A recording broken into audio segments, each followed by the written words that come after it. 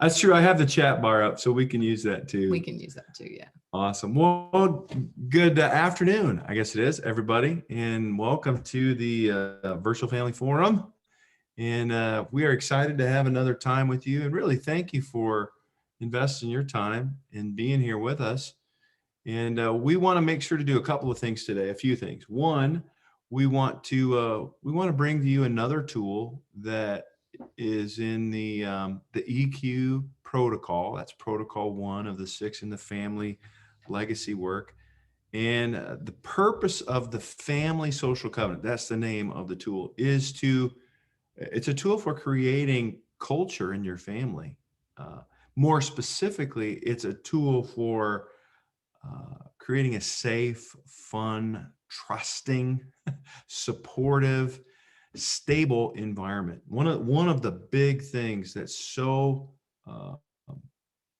challenging for families is uncertainty. We're going to talk about that in a little bit. But then also we want to take some questions today. So we're going to leave a good amount of time at the end. And the questions can be related to the tool, or it can be related to any other issue or challenge in your families. But we want to make sure that we're able to just have some dialogue. We don't want to be the only ones talking. We get real tired of hearing ourselves talk. And so if you're thinking about those questions, anything else? Those are really the 3 things that I'm thinking about. What about you? Yep. Jump in. Let's do it. You ready? I'm ready. All right. If Leslie's ready, then it's time. So let me share my screen here. Go here. Everybody see that all right? All right. So the family social covenant. Let's see what, hang on one more moment. How do I do that? There we go. The family social covenant is our topic today. And let's just talk about that for a minute. One of the things that our country was built on was a social covenant. There's actually social covenant theory or social contract theory. And really what a social contract is, it is a set of agreements that everybody that's in the contract or the covenant, everybody has a say in establishing the contract. And then everybody has responsibility to keep and to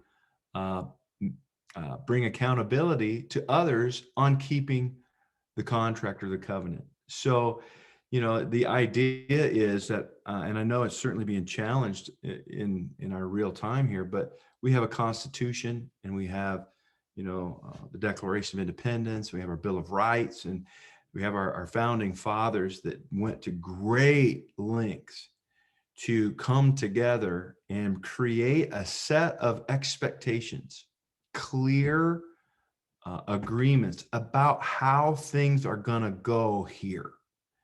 And that's what a social covenant does. It gives everybody weigh in so that everybody, once it's finally all agreed upon, everybody has buy-in. Everybody's invested in a process. Their voice has been heard and a final decision has been made. And that's how it's going to be here. That's why this is I call it a culture shaping tool. And so specifically now we're turning this tool toward how do we do family? And this is one of our 10 or 11 EQ protocols in the Family Legacy book, workbook, and e-course, okay? The EQ protocol is the first one we start with. And the reason we start with all these EQ, like we had listening on our last Virtual Family Forum, empathetic listening, the reason we do that is because where do families go to learn how to treat each other, how to show up in family? I mean, we just go with what we know. And when it's good, it's good. And when it's not, it's not. And that's not going to get us where we really want to go for our generations to be blessed and to have a powerful legacy. So in the EQ protocol is this social covenant tool. And there's a full, video in the e-course and so forth, which is on the website if you want to go there. But here are essentially the 4 questions. We're going to talk about these today, bring them forward. And then we'll take some questions. If you have a question, please either wave at us or send us a chat or something so in the moment, we can stop. Otherwise, we'll wait till the end. But Will you see the chat? it'll pop. come It'll up, tell okay. us. Yeah. So here is how this exercise essentially works. We gather the family together. You've read the book. You understand what it is. You watch the video. You're prepared to go, and you actually pull out. We recommend go to Office Depot or Office Max. Pull out the big sheets. You know, the large sheets of poster board or poster paper. There's like 30 sheets and self-adhesive, and either get a tripod or just rip it out and stick it on the wall. That's what we've had. Posters all over our wall forever. And you just write up at the top, family social covenant. And then you write these 4 questions spaced throughout, or you might even take a page per question to start with. And we're going to walk through as a family together. You say, well, how big of a family? Well, it depends. I mean, if it's grandma and grandpa doing this, they could have all the family in, and you could make the social covenant with all the sons and daughters and all the wives and husbands and all the grandkids. That would work.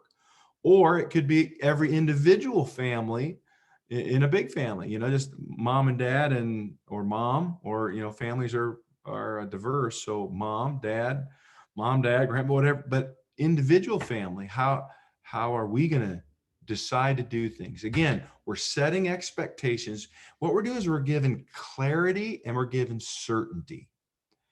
These are vital for a healthy family culture, really for any culture.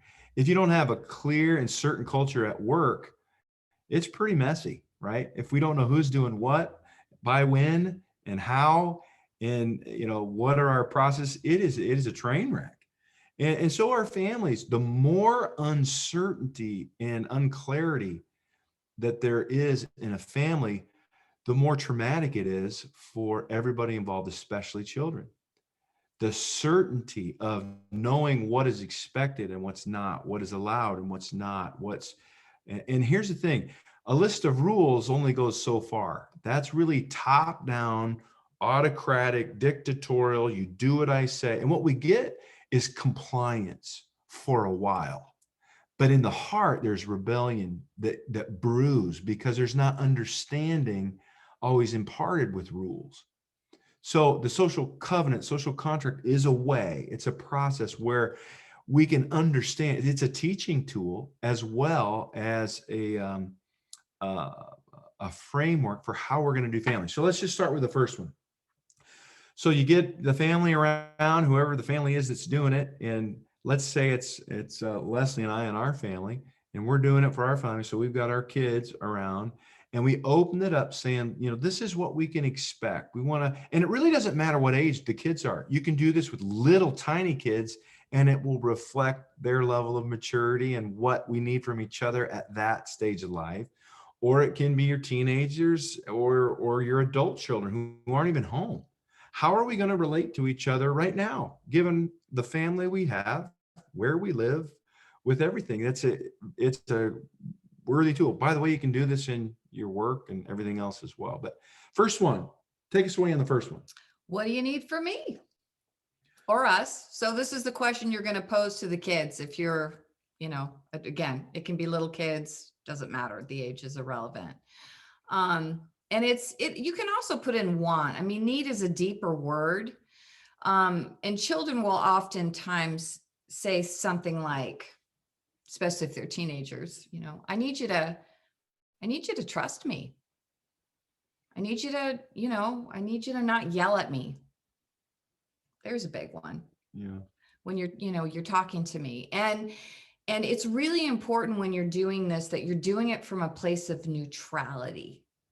This it's not a judgment thing. It's not something to push your buttons and get you upset. That's part of that foundational thing with our families, where we create a really safe, open environment to where the kids can actually speak their heart. This is what I need from you, mom and dad. Mm-hmm. So nobody's in trouble with this. Mm-hmm. It's also a great way to get information from your kids. And it's a great way to revisit this every couple of years on their maturity level, right? Because as our kids are growing, they obviously change, and their needs and their wants change. So it's good. So what we're really doing is saying, how does everybody get their needs met in our family? Here's what you can count on, right? What do you need from us? And they may know, depending on their ages, well, we need food, we need safety, we need rides to practice. We need, we need toys, we need, but this is also the teaching opportunity. Well, okay, well, do you need love from us? And you can talk about that. Well, why would you need love? Or do you need patience? Do you need us to teach you things about the world, about God? Yeah, we need you to, okay. So this is an opportunity to really focus on the most important things that they need, right? Do you want us to be kind to you? Yeah, please kind. Okay. So, and this isn't the time yet for discussion. It really is getting pulled out. So if they say, I need you to trust me and not be mean to me, it's not time to get defensive and not prove that you don't do that. That is a train wreck. This is the opportunity where it's safe for everybody in the family to say, this is what I need. I need encouragement, or I need accountability, or I need help with my homework, or I need, I don't know what to do in this relationship, whatever it is. And this is a wonderful opportunity for you to even bring in other things that they don't think about. As I mentioned, go Yeah. ahead. And I mean, it could be, and again, this isn't the time to react. It could be, I need more screen time. I Oh, I need a new car. I mean, so this is the thing about this is it's serious, but it's also fun. So you just write them down. Like the kids are, popping out things. This is what we need. anything else? Anything else? No, anything. Okay. All right. We'll come back to these. Let's go on, let's go on to this next one. And here's the next question. So this is what we, or I as a parent now, need for, or grandparent, whoever's in charge, the highest authority in the room. This is what we need from you. And this is the opportunity again. We need you to what? What is it that's most important to you? We need you to take responsibility in your faith and your walk with God.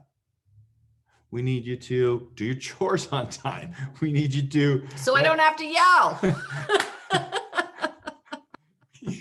True story.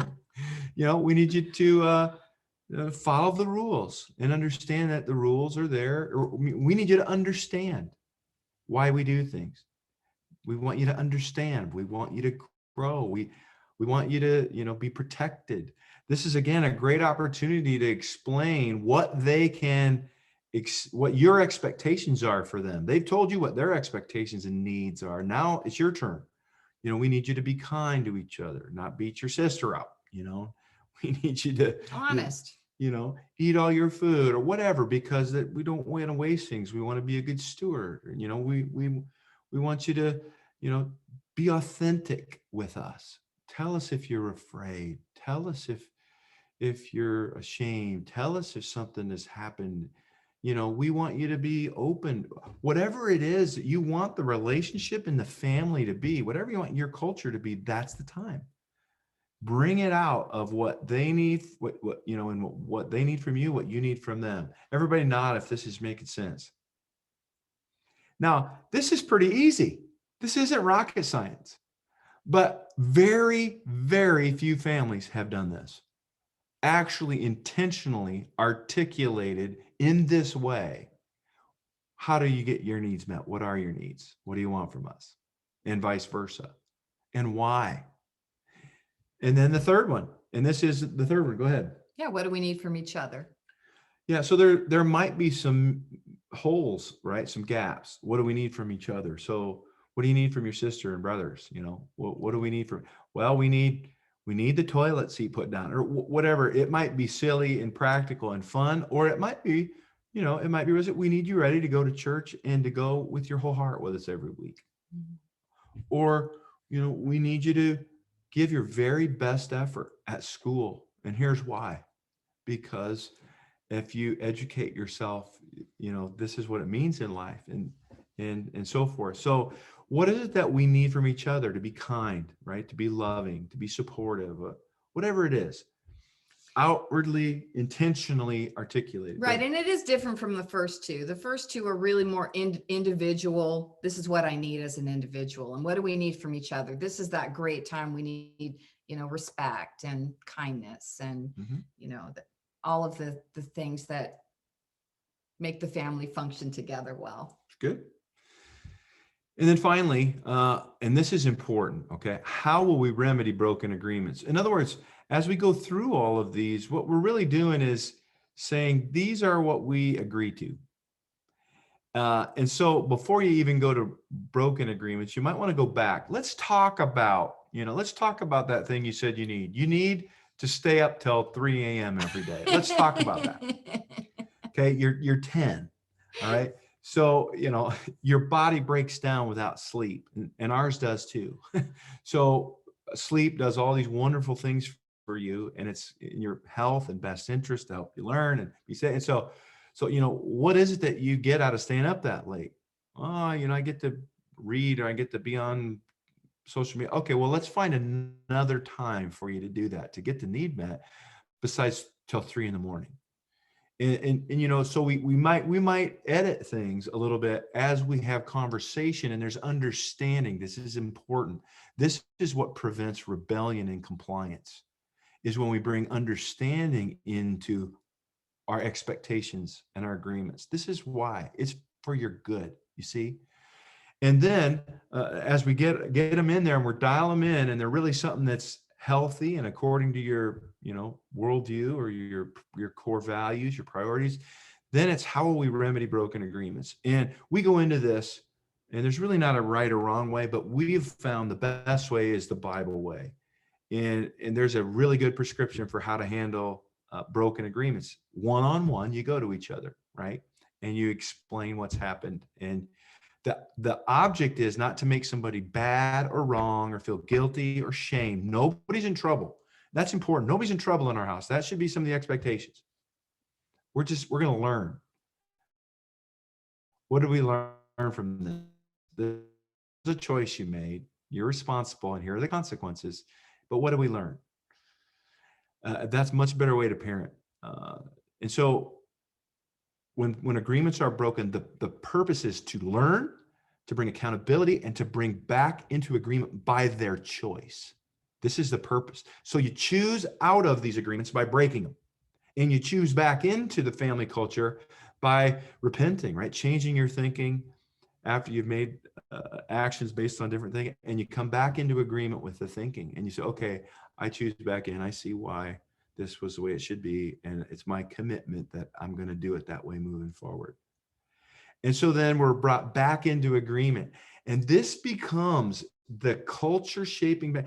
I tell you, this will improve your discipline of your kids. This will make it so much easier. This will teach them to be personally responsible more than the hammer coming down, being in trouble, giving them the rule list. This approach is far superior. Right. And it also, and again, these are age appropriate things too, but even children at every age, instead of, mom, Jimmy took my toy or whatever it is, they learn how to go to each other.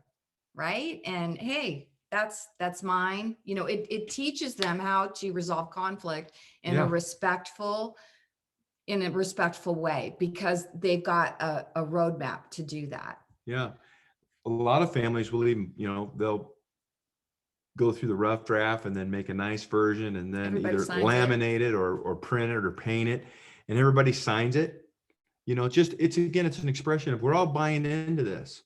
And so then when it's broken, little, whatever, Gwen can say to Grace, hey, come here, we're supposed to be kind to each other. That wasn't kind.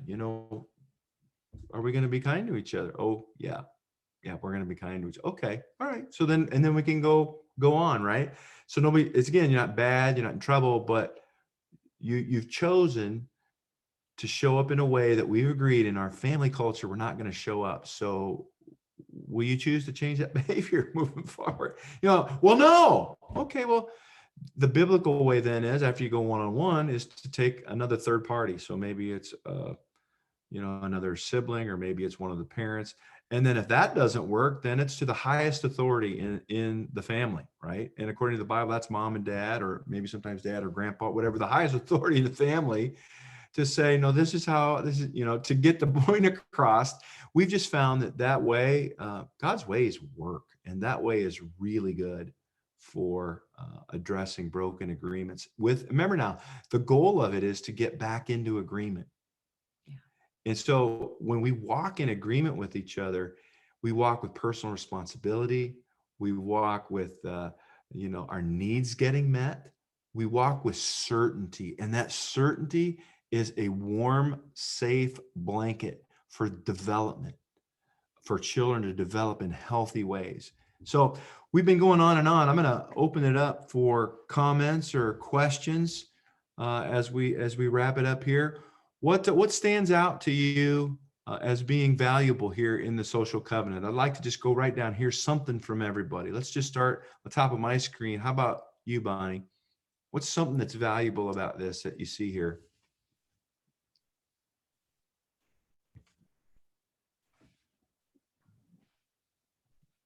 Oh, We can't hear you there.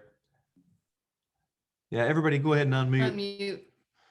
unmute. I think it's really good to help the kids, like you say, to resolve their own issues and conflicts, because that'll carry on into how to deal with people in adulthood. It's really good. Yeah. Gives them a way. Right. Yeah. Good. Next, how about you, John? What do you notice? I think for me, it's taking the assumptions out, assuming that I know what somebody thinks or wants or needs from me, has been really, really valuable. Yeah, relationally, this is, it seems like it's a BFO, a blinding flash of the obvious, but how often do we not check in with our mate, like, we ask the kids often when there's a season shift, whether it's going on to a new job, or we have a new baby on the way, which we're very excited about. What do you need from us in this season? Yeah, so it teaches our kids that it's okay to ask for what you need. Yeah. That's what families do. We are vulnerable, we express what we need, and we find a way to meet the need of everybody in our family, within reason or within agreement, really. Good. Let's see. How about you, Amanda? Amanda? You got to unmute. Oh, there you go. Can you hear me? Yeah. Okay. I found myself, I think it's a really good reminder that to let people deal with their issue with another family member on their own. I found myself a lot in the past, not because I'm a peacemaker, just because I'd rather get over the drama of like trying to cut in the middle of it and be like, well, that they actually meant this or they actually meant that. So it's just a good reminder for me that I don't need to get involved in that. Like, it's good that the person goes to whoever they're having an issue with themselves rather than me in the middle. Yeah. That's good. Good. Yeah. How about you, Joe? Hi. I'm looking forward to what, like Amanda said, with Grace and Gwen. Sean and I have been practicing the whole asking them what they need from us, which is usually presents and more hugs. So that does remind me, though, that I usually leave the sweet little gift giving to my in-laws, but I'm realizing that is a way for me to show love to her, to give her those sweet little gifts here and then, so that it really does help just to ask the 4-year-old what she needs from me. But yeah, definitely looking forward to when that one gets older and we can talk through things together instead of screaming. Thank you. Alphabet mode. Thank you. Amy? I like how you mentioned we need to go to each other, even as a family, and find out what each person needs. Because in my mind, I gave you so much time, or I gave you so much of this, and that might not even be what they need. So I think that's really eye-opening. We need to hear from them what they need. And then I also liked how you said, no one's in trouble. I love that. Even if an agreement is broken, nobody's in trouble, but let's, as quick as we can get back to being in agreement with each other. And sometimes when you put that I'm in trouble there, you don't want to go and make amends, and you don't want to go say, hey, I messed up here, but there's no trouble. It's just, let's get back to being in agreement with each other, which is where it's sweet and beautiful with each other. Mhm. Yeah. And think about how this process is, what is it really teaching our kids and our families? Teach them they can say what they need, teach them that in family, we meet the needs of each other. We're teaching each other what to expect, giving them that certainty, that warm blanket, so they know. And what does that do? What that certainty does is it makes them understand that their choices have consequences. And that's what we want to teach them. It's their choices. There's It's ownership their in it. choice if they're Mhm. going to bed early Yeah. by doing something they're not supposed to do. Yeah. It's their choice, right? If they get a timeout because, okay, Well, God, you chose that. you chose that. And what that reinforces, imagine how our culture would be different today if people came, instead of from a victim place, from a responsible place. Yeah. Everything would be different. And I don't think that's an exaggeration, pretty much everything. It will. Right. So this is a really, really good tool. And it just also says that we're supportive. We will meet each other's needs. We'll find a way. What you need is important to all of us, and we're going to find a way. Yeah. And stay curious with this. If you're going to dive That's into good. this, just stay curious. I love what you said, Amy. We oftentimes love each other the way we want to be loved. The golden rule, do unto others as, right. But actually it's what the other person needs. Married couples, we run into this often when we're doing marriage coaching, where people are loving from their own, there's people call the love languages, and how we love is another great resource, but we often make assumptions that, well, my love language is touch. So I'm going to, this is what makes you happy. If the person's love language is not touch, it might be like, stop touching me, So anyway, to your point. It's good. I was going to ask one more question. Yes, I was just going to open it. Go ahead. What if, and I don't really foresee this happening, but what if you cannot give what the other person is needing? Do you just work on yourself for that? Do you try to compromise? Where do you go with that? I'm not clear on the question. Is this a need that you can't meet? Well, if they say like, what do you need from me? Okay. And you were just talking about like physical touch or something. Like, what if you just, I am not a touchy-feely person at all.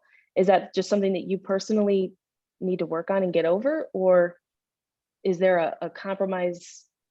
I don't want to give you the the help, but maybe. context. I mean, if we're talking about a married couple, Randy and we're all about oneness. So the fact of the matter is, when you're married, what affects him affects me. What concerns me concerns him. And so that's something that would bring up deeper conversation, right?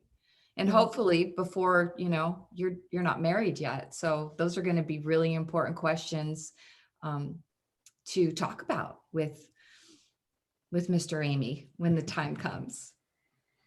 Here's a couple of principles. One is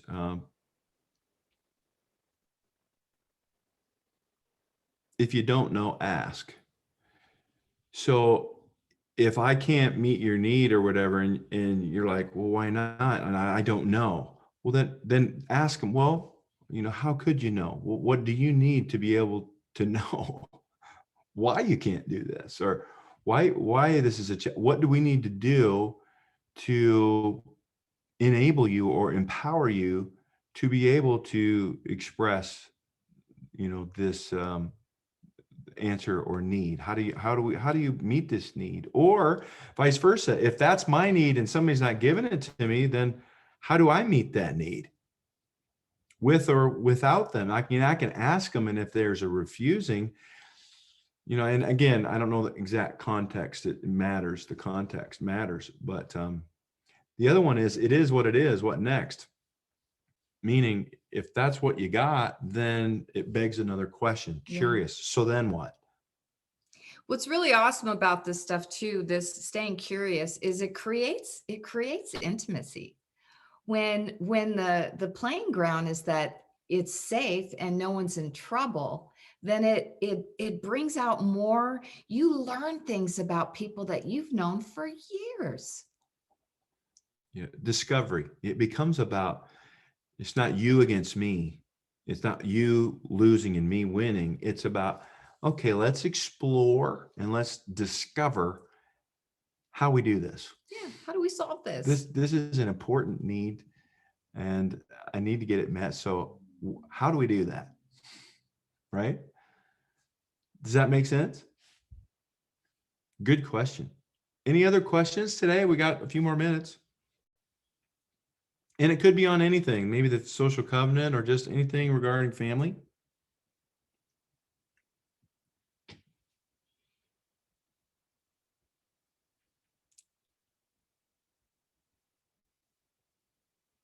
Nope. Alrighty then. Tick tock, tickety tock. No burning desires. Gotta know. Now, I'll say a couple other things. Let me ask you a question. What was the thinking that came up for you as we went through this tool? When you think about sitting down with your family and asking each other these questions, what do you think is going to happen? What came up for several of you about how that might go? Anybody brave enough to share? They're all from the same family. I know. So. We're fearless. I'm There's the just in-law. nowhere we won't go. I think since I'm the in-law, I'll just go ahead and just plow right through this. I feel like there would probably be some crying, which I think is good, but it would be amazing to actually get the communication flowing fully with everyone present at the beginning, to really just put out what our needs are individually, and then going separate to places where it is needed. I think there is not flow that goes through everybody in the family, specifically with Megan. And I think this is a way that we can maybe create more flow, is by doing it as a family all together. I would love to have more relationship with Megan, and I'm a mom, I'm busy. I don't always have the opportunity to work with her schedule. So if we could do this, I think that would create a door and opening. Thank you for that. Yeah, maybe some tears, maybe, maybe some of you thought, I just want to avoid this. This is too much, or, I mean, this is common for families, maybe not your family, but. I think too, we have to know ourselves. So we have to know what we need, before we can sit down and maybe go through all of it. Maybe I personally need to do some searching, and what do I need from my family? Yeah, there's some To prep open work myself there. up and be vulnerable. Yeah. Yeah, hey guys, we're gonna Excellent. get together and we're gonna do this, and it's really, why don't you take some time before we get together next week, and what do you actually need from us? Yeah. So But there what- might, go ahead. What if everybody doesn't want to do this? Do you still recommend a family going through it without that person? Yes. And here's why. And you can say it. Go ahead. When one person changes in a relationship or a family, everybody has to change at some level. When one person begins to show up differently, make different requests, make different examples, then that everybody else has to decide, whoa, what do I do with that? Yeah. Am I in? Am I not? Or, and so, what if you got two of you to do it, or three or four? The fact is, in family, like anything else, we choose in or we choose out. That's just the facts.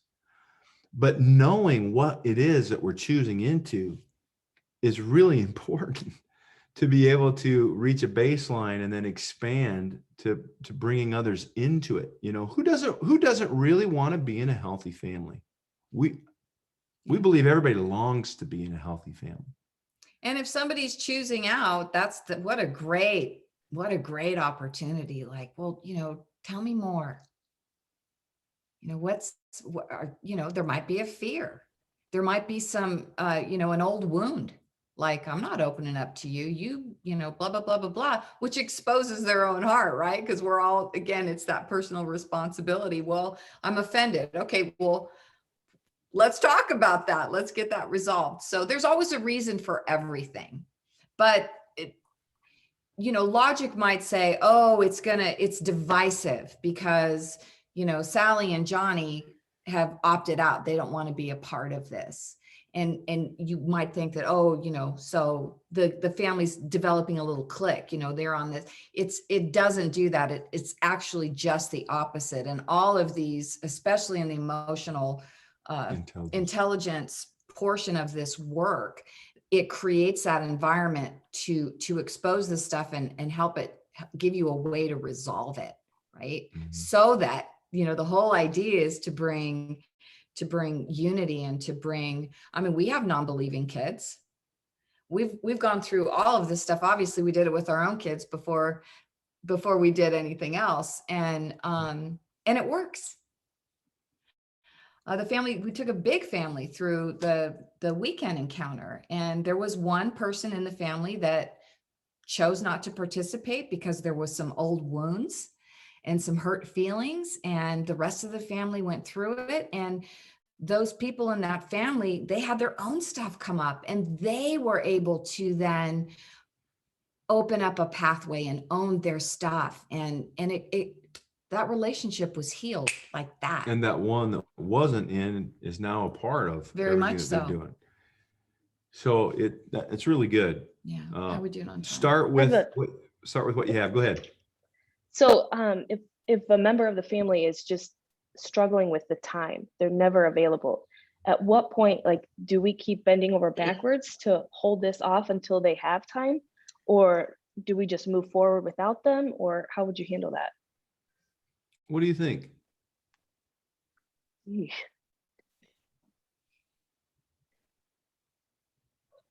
I think we ask, right? Yeah. So this is really important to us in the family. It's a high priority.